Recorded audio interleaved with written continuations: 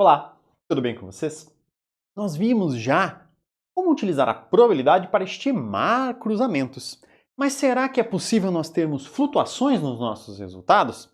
Ou seja, eu consigo calcular a probabilidade de um determinado evento acontecer, utilizando a nossa hipótese genética por trás do mesmo. Mas será que este evento vai apresentar exatamente o meu valor calculado em todas as minhas tentativas? Será? A gente poderia tentar num cruzamento azão-azinho, azão-azinho, que tal? Então a gente vai simular aqui algum cruzamento utilizando aquelas nossas pecinhas coloridas. Vamos lá? Vamos fazer alguns sorteios? Temos um cruzamento azão-azinho com azão-azinho. A pecinha azul é o meu azão e a pecinha verde é o meu azinho. Os gametas produzidos são azão e azinho, nos dois parentais e em igual proporção. Eu tenho aqui algumas peças representando os alelos. São 7 peças azuis e 7 peças verdes. Todas elas vão para o mesmo pote de onde serão realizados os nossos sorteios. Para cada sorteio, eu vou precisar de um gameta oriundo da minha fêmea e um gameta oriundo do meu macho.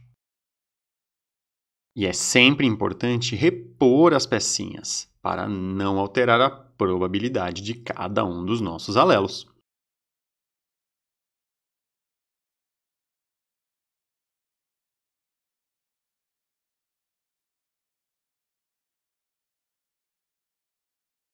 Eu vou fazer 25 sorteios sequenciais. Agora que eu terminei, vamos contabilizar nossos resultados? Foram 6 vezes azão-azão, 13 vezes azão-azinho e 6 vezes azinho-azinho, com um total de 25 sorteios. Considerando a nossa primeira lei, eu esperaria em um cruzamento de dois indivíduos azão-azinho, 1/4 de azinho-azinho, 1/4 de azão-azão e 2/4 de azão-azinho. Nós logo iremos ver como realizar esses cálculos de maneira mais detalhada. Mas o nosso esperado seria de 6,25 indivíduos como azão-azão, 12,5 azão-azinho e 6,25 azinho-azinho. Mas será que 6 é igual a 6,25? E 12 é igual a 13? Então, e aí? O que vocês viram? Nós não tivemos exatamente o mesmo resultado. A nossa proporção obtida não foi exatamente a nossa proporção esperada. Isso significa o quê? Que tudo que nós vimos até então completamente errado e eu não posso realizar nenhuma predição utilizando as minhas hipóteses e conhecimentos genéticos? Ou será que eu posso avaliar se ocorreu um desvio que seja significativo em relação ao nosso esperado? Vamos descobrir uma ferramenta para avaliar isso? Para isso, nós precisamos fazer algumas perguntas para nós mesmos. Primeira delas, será que os dados que nós observamos no nosso sorteio de fato apoiam aquela nossa hipótese em particular, de que o indivíduo azão-azinho produz 50% de gametas azinho e 50% de gametas azão, representado ali pelas pecinhas em mesma quantidade dentro do nosso potinho? Será que essas flutuações que nós observamos não foram simplesmente ao acaso? Será que se eu sorteasse de volta, eu às vezes não teria minha proporção exata, ou uma proporção um pouquinho diferente ainda, mas mesmo assim eu não estaria mentindo em relação à minha hipótese inicial? Os mecanismos que nós estamos estudando são reais. Eles têm que ser adequados para predizer o resultado desses nossos cruzamentos obtidos. Assim sendo, eu preciso mensurar a minha correspondência entre a hipótese, ou seja, a hipótese do meu cruzamento monohíbrido azão-azinho vezes azão-azinho, com os dados reais obtidos. Mas para isso eu vou precisar de um critério estatístico que vai me dizer se aquela minha flutuação é ou não é ao acaso. Ou seja, uma flutuação que vai ocorrer, mas está dentro do esperado pelo acaso. Porque mesmo o acaso pode ser predito de maneira muito significativa e muito precisa. Assim, eu preciso realizar um teste de hipótese. Eu tenho uma hipótese genética e eu quero avaliar se a mesma é funcional. Para isso, eu posso fazer um teste de concordância. Ou seja, eu tenho uma teoria esperada, eu quero avaliar o quanto os meus dados dos eventos concordam com essa minha teoria. E a primeira lei de Mendel, que nós testamos anteriormente, nós fizemos os nossos sorteios com as pecinhas, é um ótimo exemplo. Eu poderia também avaliar um teste de contingência. Ou seja, se os meus valores eles estão distribuídos ali aleatoriamente ou adequadamente entre duas categorias. Então não existe necessariamente uma teoria para propor um valor esperado, eu espero uma distribuição ao acaso. Na aula de hoje nós vamos nos debruçar sobre os testes de concordância, que são mais úteis aqui no meu objetivo de avaliar fenômenos genéticos, como por exemplo a primeira lei ou a segunda lei de Mendel ou outro evento que porventura eu tenho interesse em considerar se ele está tendo uma flutuação ao acaso quando eu observo os meus dados reais frente à minha hipótese genética proposta. Os meus procedimentos aqui utilizados serão simples e dois. Eu realizarei o cálculo da estatística do Q² e irei comparar com uma tabela de probabilidades, certo? Não.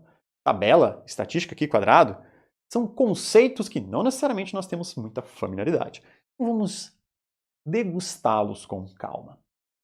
O Q² é uma estratégia estatística para avaliar se os meus desvios eles ocorrem ao acaso ou se são desvios grandes o suficiente para eu falar os meus dados experimentais não estão suportando a minha hipótese. Q² nada mais vai ser do que a subtração aqui, a diferença entre o meu observado para o meu esperado elevado ao quadrado, dividida pelo meu esperado, sendo um somatório de todas as minhas características aqui observadas, ou seja, todas as minhas categorias presentes. Não é exatamente a maneira mais simples de apresentar para vocês. Eu posso simplificar isso e falar então que eu vou ver a minha frequência obtida, a minha frequência observada, com a minha frequência esperada, subtrair a observada da esperada e elevar ao quadrado. O elevar ao quadrado me resolve o problema caso eu tenha um valor negativo final sendo produzido. Eu vou dividir o resultado dessa operação pela minha frequência esperada. O somatório ele entra porque se eu tiver várias características, várias classes na minha comparação, eu somo todas elas. Eu tenho o meu esperado em função da minha hipótese, eu tenho aqui o meu observado em função do meu experimento. Assim, o experimento nós já realizamos, nós já fizemos o sorteio das minhas pecinhas coloridas. Já tenho o meu observado. Eu preciso entender como eu obtenho o meu esperado e quais são as classes que eu tenho que realizar o somatório. Então vamos pensar aqui numa situação que eu tenha duas características, duas categorias. Eu pego a frequência da minha categoria 1 observada, subtraio da minha frequência da categoria 1 esperada, elevo ao quadrado e dividido pela frequência esperada da minha categoria 1. Eu pego a frequência da minha categoria 2 observada, subtraio da frequência da minha categoria 2 esperada, elevo ao quadrado e divido pela frequência da 2 esperada e somo essas duas características. Eu vou ter o meu valor de Q². Mas o que eu vou fazer com esse valor de Q²? Melhor, eu vou comparar o mesmo com o nosso número crítico. Esse nosso número crítico vai estar na tal da tabela de comparações. Mas antes de eu entender o que é essa tal tabela que contém esses valores críticos, eu preciso saber algo mais simples ainda. Como que eu obtenho os meus valores esperados? No nosso exemplozinho dos sorteios, nós tínhamos um genótipo azão-azão, um genótipo azão-azinho e um genótipo azinho-azinho. Eles nos davam um observado de 6 sorteios para azão-azão, 6 sorteios para azinho-azinho e 13 sorteios para azão-azinho, com um total de 25 sorteios, como nós já tínhamos observado. Para predizer os valores esperados a partir dos nossos resultados observados, eu precisarei de uma hipótese. E essa nossa hipótese será justamente uma hipótese genética, ou seja, eu precisarei avaliar de maneira genética os nossos resultados e a nossa teoria para predizer as proporções. E o que essas nossas hipóteses irão nos trazer? Nós precisamos ter uma hipótese para a distribuição dos valores esperados para a nossa amostra. Ou seja, dentre 25 sorteios, qual era o nosso esperado de azão-azão, de azão-azinho e de azinho-azinho? Mas antes disso, eu preciso definir duas hipóteses anteriores para o nosso resultado esperado. A primeira delas é a nossa hipótese nula, ou nossa H0, que aqui no caso vai ser a minha amostra ela está de acordo com o esperado para as flutuações ao acaso da minha proporção proposta? Ou seja, eu vejo qual seria a quantidade de sorteios que eu esperaria de azão-azão, de azão-azinho e de azinho-azinho, de acordo com a minha hipótese, e eu digo que isso é minha hipótese nula, meu H0. A minha hipótese alternativa, ou hipótese H1, é justamente a minha amostra não está de acordo com a minha hipótese, com a minha proposta, e eu devo rejeitar essa hipótese, ou seja, eu não devo aceitar a minha hipótese inicial. Assim sendo, a minha hipótese alternativa, ou H1, ela ocorre quando eu rejeito a minha hipótese nula, ou seja, eu rejeito a minha proposta de teoria que explique a distribuição daqueles nossos valores. Vamos então voltar aqui para a nossa tabelinha. Eu tenho azão, azinho e azinho que vieram de um cruzamento de um indivíduo heterozigoto azão com outro heterozigoto azão. Nós podemos fazer aqui um quadro de Punnett para calcular as nossas probabilidades. Separei aqui em cores para sabermos qual gameta veio de qual indivíduo e facilitar a nossa compreensão. Os gametas do indivíduo azão serão gametas azão ou gametas azinho. Já os indivíduos aqui, os gametas produzidos a partir do meu indivíduo azão, azul será azão ou azinho. E aqui nós populamos as nossas colunas e linhas. Eu posso começar aqui pegando o meu azão e passando para o meu primeiro quadradinho aqui, e o meu azão daqui passando para cá. Logo eu preciso avaliar a probabilidade que veio daqui e a probabilidade que veio deste meu outro lado de cá. Continuando a preencher meu quadrado de Punnett, eu vou ter um azão aqui, um azão aqui e um azão aqui. Para ficar mais fácil, eu vou só inverter aqui para ficar todo mundo azinho da ordem do maiúsculo para o minúsculo. Então eu tenho azinho e azinho. Cada um deles vindo de um dos parentais, mas o que me importa agora é a composição fenotípica aqui finalmente obtida. Indivíduos azão estão aqui representados. Aqui eu tenho os azinho. Eu tenho esses dois quadrados aqui com os meus azinho, meus indivíduos heterozigotos produzidos. Nós podemos agora partir para o cálculo das probabilidades. Vamos ver aqui. O nosso azão, ele aparece uma única vez. O azinho aparece duas vezes. E o nosso azinho aparece uma única vez também. Assim sendo, eu tenho um azão para dois azinho para um azinho. Se eu somar essas minhas aparências aqui, os nossos eventos totais, eu tenho um total de 4 aqui representado. Assim sendo, o meu azão representa 1/4, o meu azinho 2/4 e o meu azinho 1/4 apenas. Ou seja, 0,25, 0,5 e 0,25 ou 25%, 50% e 25% para cada um dos meus genótipos aqui. Esse é o meu esperado, esse é o meu proposto pela hipótese genética que eu tenho por trás dos meus cruzamentos.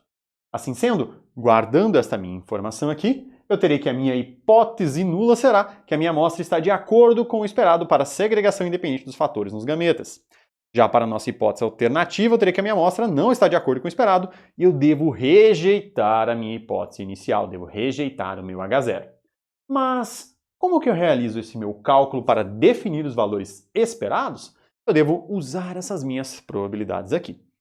Para tanto, eu precisarei anotar as mesmas. Eu tenho 25% de probabilidade para azão, 50% para azinho e 25% para azinho, ou já os meus valores fracionados aqui para ficar mais fácil. Mais fácil por quê? Porque eu simplesmente preciso fazer o somatório dos meus eventos totais e descobrir que em 25 eventos eu esperava 0,25 vezes 25.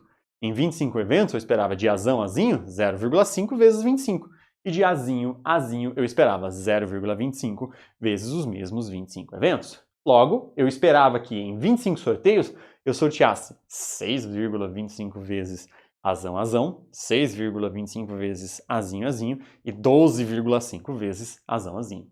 Percebem como na nossa hipótese já era impossível eu ter um sorteio que fosse exatamente nessas proporções, dado que eu não consigo fazer 0,25 sorteio?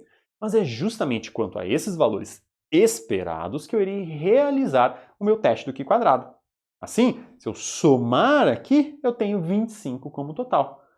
Se eu somar aqui, eu tenho 1 como total, que multiplicado por 25 deu os meus 25 eventos finais. Então eu estou calculando o meu esperado em função das minhas probabilidades, considerando que eu fiz 25 eventos, ou seja, 25 sorteios. Logo eu posso simplificar aquela minha tabela, puxar aqui os meus valores já esperados e realizar a minha subtração de observado menos o esperado. Logo é 6 menos 6,25, 13 menos 12,5 e 6 menos 6,25. Isso vai me trazer como resultados menos 0,25, mais 0,5 e menos 0,25. Novamente simplificando e colocando esses meus valores aqui, eu preciso elevar ao quadrado. Então eu vou pegar o meu menos 0,25 e elevar ao quadrado. O meu mais 0,5 e elevar ao quadrado. E o meu menos 0,25 e elevar ao quadrado. Veja que interessante. Quando eu multiplico um valor negativo por um valor negativo, eu sempre vou ter um sinal positivo. Quando eu multiplico um positivo por um positivo, eu mantenho o meu sinal positivo. Então, elevar ao quadrado me resolveu os problemas dos valores negativos que eu tinha até então. E agora eu vou ter 0,0625, 0,25 e 0,0625 como resultados dessas nossas operações aqui apresentadas. Simplificando novamente e jogando os valores para lá, eu posso pegar o meu 0,0625, por exemplo, que é o meu observado menos esperado elevado ao quadrado para a minha categoria azão, e dividir a mesma pelo meu valor esperado. O valor esperado meu era de 6,25. A mesma coisa eu vou repetir aqui embaixo. 0,25 por 12,5 e 0,0625 por 6,25. Assim, eu terei 0,01, 0,02 e 0,01 como os meus resultados finais. Esses resultados finais, entretanto, precisam ser somados. Se eu somar 0,01 mais 0,02 mais 0,01, eu vou ter 0,04. E é este o meu valor da estatística aqui quadrado que representa o final. É este valor aqui que eu devo comparar com essa tabela que ainda não conhecemos. Justamente ele que será comparado para nos afirmar se nós temos variações, ou seja, esses meus desvios de observado para esperado, elevado ao quadrado dividido pelo esperado, eles estão dentro do que eu previa pelo acaso ou não. Eles são desvios que oscilaram demais em relação ao esperado para um evento ao acaso e provavelmente o que está furado é a minha hipótese genética original. Então voltamos aqui para as nossas perguntas iniciais. Eu já conheci aqui o meu valor da minha estatística quadrada, eu já sei como calcular o mesmo. Logo, eu resolvi essa minha pergunta aqui. Mas ainda assim eu preciso comparar esse meu valor crítico da tabela de probabilidades, né? A gente precisa conhecer melhor isso. Mas nós precisamos entender como consultar essa tabela. Então, eu preciso consultar a minha tabela para um valor de 0,05 de probabilidade ou 5% de probabilidade. Ou seja, o que isso quer dizer? Quer dizer que a variação entre o que foi observado e o esperado é devida ao acaso com uma probabilidade, uma certeza de 95% e apenas 5% de probabilidade de erro ali. Então eu vou aceitar o meu H0. Caso a minha probabilidade ela acabe variando, por exemplo, um valor de 0,30, eu tenho 70% de certeza que aquele meu valor oscilou apenas pelo acaso. Como 70% é um valor mais baixo, ali é considerado não tão seguro, eu vou rejeitar a minha H0, eu vou considerar que eu tenho 30% de chances de estar errado em relação à minha hipótese inicial e por isso eu vou desconsiderá-lo. Assim, eu vou ter o que a gente vai chamar de nível de significância, que vai ser o risco de se rejeitar uma hipótese verdadeira. Ele deve ser estabelecido antes de eu realizar a minha hipótese e usualmente vai ser fixado em 5%, que vai ser o nosso p-valor, ou seja, um p-valor de 0,05 ou de 5%. Isso significa, então, que eu tenho 95% de chances de estar correto ao aceitar a minha hipótese H0 e apenas 5% de chances de estar errado. Mas por que 5%? De onde eu tirei esse valor? Será que eu simplesmente peguei aqui do meu bolso, abri um papel e nele tinha 5% indicado e por isso que eu acabei aceitando? De onde veio esse valor? Ele é completamente aleatório? Será que foi isso ou será que tem alguma lógica por trás do mesmo? O 5% ele pode ser representado como um p-value, um p-valor de 5%, um p-valor de 5%, posso representar o value em inglês ou o valor em português aqui, posso colocar só o p em itálico de 5% que todo mundo vai saber, ou então p de 0,05, ou ainda para simplificar, p de 0,05, não preciso dar esse zero aqui antes da minha vírgula ou do meu ponto. Quem propôs esse valor? De onde ele surgiu? Por que historicamente ele é aceito? Será que ele realmente foi tirado do bolso de alguém e por isso ele é utilizado por todo mundo e vocês devem aceitar? A história data de Ronald Fisher, que propôs esse nosso 5%. Mas de onde ele tirou isso?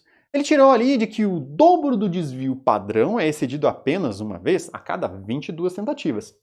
O valor para P de 0,05 é 1 em 20, ou 1,96, que é quase 2. E é conveniente tomar este ponto como um limite para se considerar se um desvio deve ser considerado significativo ou não. Meio confuso, né? Mas de onde saiu essa história de desvio padrão e excedido em apenas 22 vezes, de 1,96, 2, e como ele chegou a essa nossa conclusão ali? Precisamos pensar inicialmente na nossa distribuição normal, que é como características gerais da população estão distribuídas. Se por acaso eu pegar uma característica contínua da nossa população, por exemplo, a altura, ela irá se distribuir com um pouco de pessoas baixas, um pouco de pessoas altas e a maior parte das pessoas com uma altura intermediária, ou seja, ela irá assumir este perfil aqui observado. Percebam que eu tenho aqui no meu eixo Y a frequência, ou seja, quanto mais alta aqui a posição, mais pessoas com esse valor. E este valor aqui ele está centrado em relação a um zero. Esse meu zero aqui estaria representando a minha média.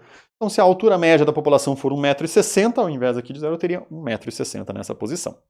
E aí eu vou ter nessa distribuição a capacidade de calcular desvios esses que nós vamos nos debruçar em aulas posteriores.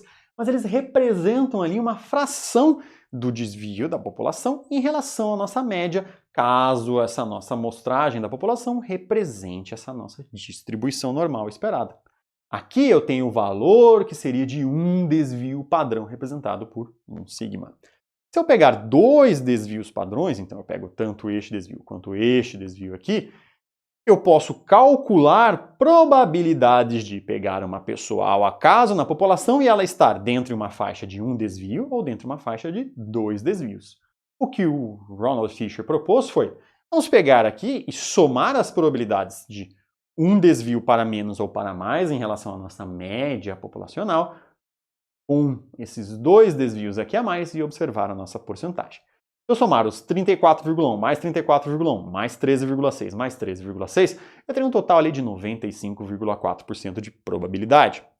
95,4% é quase 95%, então eu vou aceitar ali que tenho o meu 5% extraído. E a partir disso que Ronald Fisher propôs inicialmente ali a ideia dos 5% como serem um valor de significância, ou seja, eu estaria pegando aqui pessoas só, distribuições só nessas pontinhas aqui, nessa nossa probabilidade muito pequenininha e muito pouco provável de estar acontecendo.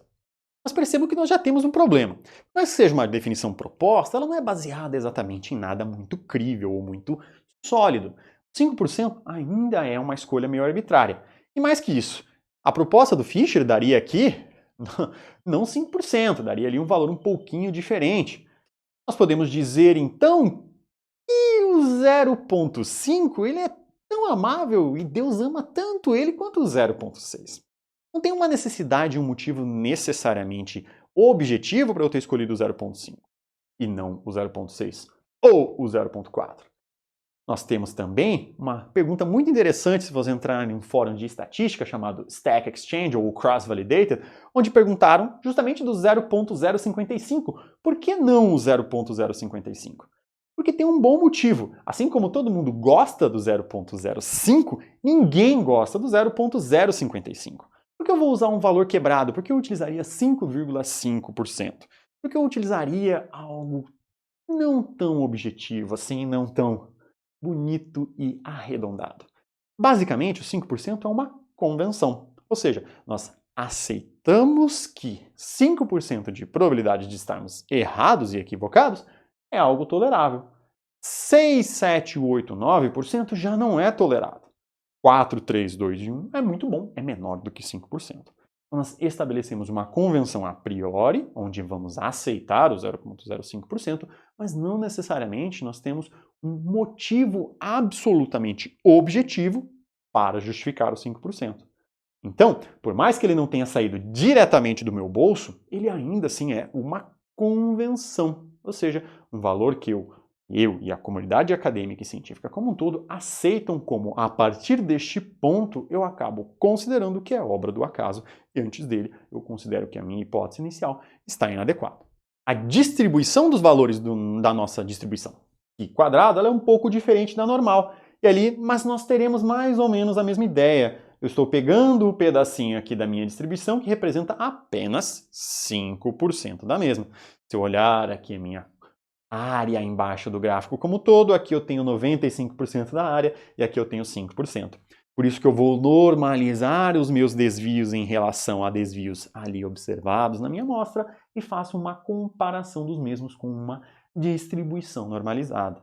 Essa distribuição ela é normalizada em função da distribuição do π quadrado. Eu faço um score comparativo, que vai ser o meu valor da estatística aqui, e comparo com valores tabelados dessa nossa distribuição, para que eu não tenha que calcular os mesmos sempre. Assim, eu vou voltar aqui ao meu ponto. Se eu tenho 95% de chances de estar certo ao aceitar a minha hipótese H0, isso me traz um erro do tipo 1, que é quando a hipótese nula ela é verdadeira e eu rejeito ela. E eu vou ter também um erro do tipo 2, quando a hipótese nula ela é falsa e eu não rejeito a mesma. Isso são consequências da nossa estratégia estatística e eu consigo não ter mais certeza de que estou correto, mas agora eu tenho a probabilidade, eu consigo controlar a minha taxa de estar errado, a minha taxa de cometer um erro do tipo 1 e de cometer um erro do tipo 2. E aí eu posso olhar finalmente a nossa tabela aqui de valores de Qi quadrado, que é justamente com quem eu vou realizar uma comparação. Percebam que para eu consultar a minha tabela eu preciso definir um nível aqui de probabilidade. E nós já decidimos que esse nível é de 0,05, certo? Mas e essa minha coluna aqui que tem várias linhas? O que são esses tais GL? Porque eu tenho 1, 2, 3, 4, 5, e para eu escolher um valor aqui na minha tabela, eu preciso definir isso aqui anteriormente. Os graus de liberdade, eles justamente representam o quanto eu posso estimar da minha amostra em função do que eu já extraí da mesma. Basicamente falando, GL ou graus de liberdade vão me dizer quão livre eu sou para tirar conclusões a partir daqueles meus dados. Ou seja, eu tenho que levar em consideração o quanto eu já extraí dos mesmos. Eu tenho uma quantidade de informação que ela é finita. Vamos pensar aqui que eu tenho, por exemplo, um jornalzinho como esses aqui, que me traz as ofertas da semana. Ele tem uma quantidade de informações finita. Ou seja, uma quantidade de produtos aqui que estão na oferta. Se por acaso eu fizer a extração de algum desses produtos, ou seja, eu retirar um pouco dessa minha informação, o meu jornal final, que antes tinha 4 folhas duplas aqui, né? Então eu tinha 8 páginas de informação, agora ele tem apenas 6 páginas de informação, porque eu extraí um pouco da mesma. Logo, eu não tenho mais a mesma quantidade de informação inicial. Se eu tirar mais uma página, eu tenho menos informação ainda. Se eu de novo vier aqui e extrair mais informação, eu ainda tenho agora menos ofertas disponíveis. E se por acaso eu pegar e ainda tirar essa minha lista de ofertas aqui? Eu fiquei sem informação nenhuma. Logo, eu não posso extrair informação dos meus dados de maneira infinita, porque os meus dados, eles são finitos. Então, a estimativa de grau de liberdade vai justamente nos dizer se eu já não extraí dados o suficiente a ponto de zerar a quantidade de informação que eu tenho na minha amostra. E mesmo que eu não tenha zerado a quantidade de informação, eu preciso me balizar enquanto eu extrair dos meus dados para saber se eu ainda tenho informação suficiente na minha amostra para calcular alguma coisa. Assim sendo, o meu grau de liberdade, os meus graus de liberdade serão o número de categorias que eu tenho ali avaliadas sob questão, menos o número de parâmetros que eu extraí da minha amostra. Grosseiramente aqui, quantas páginas eu tinha e quantas páginas eu removi. Mas eu não estou removendo necessariamente categorias, eu estou removendo informações a partir ali dos meus dados. Vamos voltar aqui para a nossa situação avaliada em questão. Nós temos azão, azão, azão, azinho e azinho, azinho, e eu quero estimar os meus graus de liberdade. Eu tenho aqui uma categoria, 2 categorias, 3 categorias sendo representadas. Logo, eu tenho aqui o meu total de categorias é 3, porque eu tenho aqui 3 distintas possibilidades, 3 linhas aqui na minha tabela. Eu precisei extrair uma informação aqui, era a informação do meu total. Lembram? Eu utilizei esse meu total para poder calcular o meu esperado. Eu utilizei mais alguma coisa? Utilizei a minha hipótese. Mas percebam que a minha hipótese genética ela não veio da minha amostra. Ela veio justamente de uma teoria previamente estabelecida. Assim sendo, eu tirei um único valor da minha amostra, que foi o meu total, que foi utilizado várias vezes aqui para que eu pudesse calcular o meu esperado. Assim sendo, se nós observarmos, eu removi um parâmetro da minha amostra. Logo, os meus graus de liberdade aqui, que são o número de categorias menos o número de parâmetros extraídos da amostra, vão ser, na nossa situação, 3 categorias, azão, azão, azão, azinho e azinho, azinho, menos um parâmetro que eu extraí da amostra, ou seja, eu precisei calcular o total da minha amostra para poder obter o meu resultado esperado. Assim sendo, eu terei 2 graus de liberdade, certo? Mas eu quero que vocês tenham muito e muito cuidado com más amizades que vocês possam ter. É muito provável que alguém venha falar para você e te dar uma solução fácil para os problemas da vida e falar, grau de liberdade, número de categorias, menos 1 e você tem a resposta. essas más influências aí que você anda caminhando nos seus intervalos e conversando nas suas videochamadas que irão falar essa informação, elas estão equivocadas. Primeiro, por que eu não posso aceitar isso? Porque nem sempre será uma verdade, nem sempre eu vou extrair apenas um único dado da minha amostra. Ou seja, eu posso eventualmente ter que realizar mais cálculos em cima da mesma e extrair mais dados. O que nós vamos perceber é que quando eu estou testando para a primeira e segunda lei, ou mesmo para a terceira lei, ali dentro do contexto da genética, na maior parte das vezes eu só preciso obter um único parâmetro da minha amostra. E na maior parte dos casos será categorias -1, e por isso que essas más influências ali vão falar isso para vocês. Mas, em suma, quando nós chegarmos na genética de populações, isso definitivamente não será verdade e não será -1. Então, afaste essas nossas más influências e pensem que o grau de liberdade é o número de categorias menos o número de parâmetros que vocês extraíram da amostra de vocês. Podemos agora finalmente voltar aqui para a nossa tabela, que tem o nosso valor crítico aqui de Q² calculado, que é 0,04. Agora, sabendo desse nosso 0,04, eu posso voltar para a minha tabela de probabilidade. O que eu já sei? Que eu tenho 2 graus de liberdade nessa minha amostra aqui em questão, e a minha probabilidade selecionada é de 0,05. Assim, o meu valor crítico a ser comparado é 5,99. E eu preciso avaliar se o meu valor calculado é menor que o meu valor crítico tabelado. E, se for, eu aceitarei o meu H0. Logo, a minha situação é de 0,04 e eu preciso saber se ele é menor que 5,99. Como 0,04 ele é menor que 5,99, que é o nosso valor tabelado de Q² para um P de 0,05 com 2 graus de liberdade, eu vou aceitar a nossa hipótese H0 e vou considerar que os desvios do meu sorteio ali são esperados ao acaso, considerando a nossa hipótese genética da primeira lei de Mendel. Ou seja, aquele meu sorteio com as pecinhas, ele não deu exatamente o valor proposto por uma flutuação ao acaso. Se eu sorteasse novamente, eu teria um valor muito próximo ao mesmo. Se eu sorteasse novamente, eu teria um valor muito próximo ao mesmo mais uma vez.